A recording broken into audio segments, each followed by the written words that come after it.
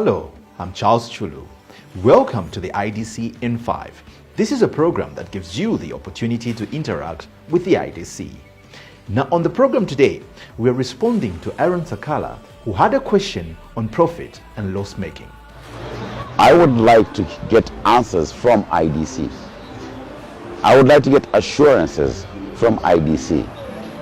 For instance, loss-making entities, what happens to them? Who is in charge? What is the penalty? To respond to Mr. Sakala's question, I have on the program Mr. Chimuka Nketani, the Acting Chief Portfolio Officer at the IDC. Thank you so much to Mr. Sakala out there for that very interesting question. And rightly so, Mr. Sakala is asking a very concerning questions regarding the mandate of the IDC, but not just the mandate of the IDC, also the state of the loss-making entities within the IDC, and he wants to get assurance about what the IDC is doing about these entities. So to answer Mr. Sakala in brief, what I would say is that the mandate of the IDC is dual. I want to speak about the mandate that I am concerned about, which is the mandate regarding the entities, the state-owned entities that were moved from the Ministry of Finance to the IDC. And you may wish to know that it's a basket, it's a mixture of performance in these entities that were given to the IDC. And so you find profitable entities within the entities, within the SOEs, and also you find loss-making entities at the same time.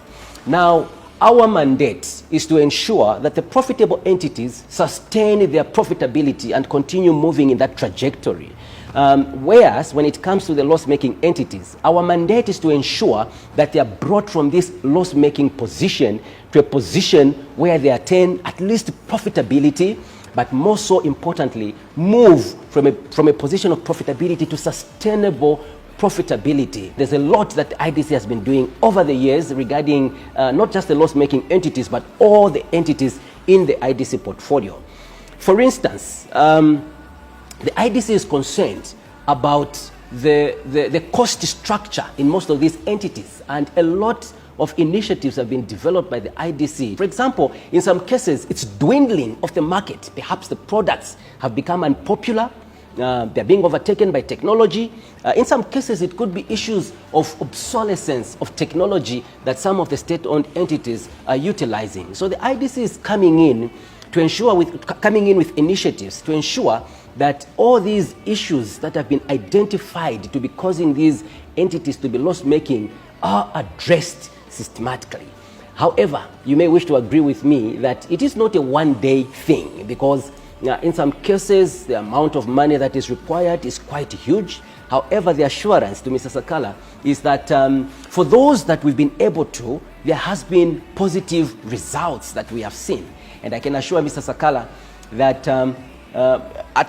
some years ago, we only had about 9 entities that were making profits in the IDC portfolio, in the state-owned entities. As we talk now, that number of companies posting profitability has grown to around 17 or over 17.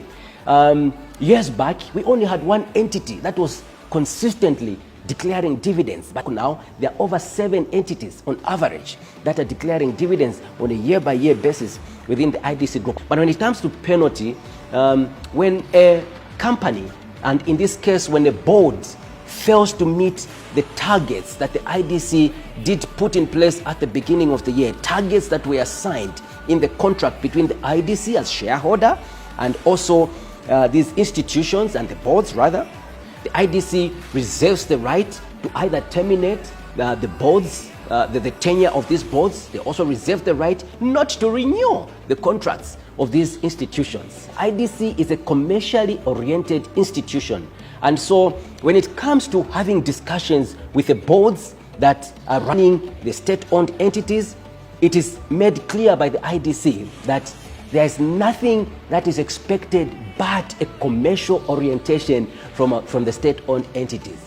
Well, Aaron, I hope that answers your question. And on that note, we've come to the end of the program. Thank you for watching, and goodbye.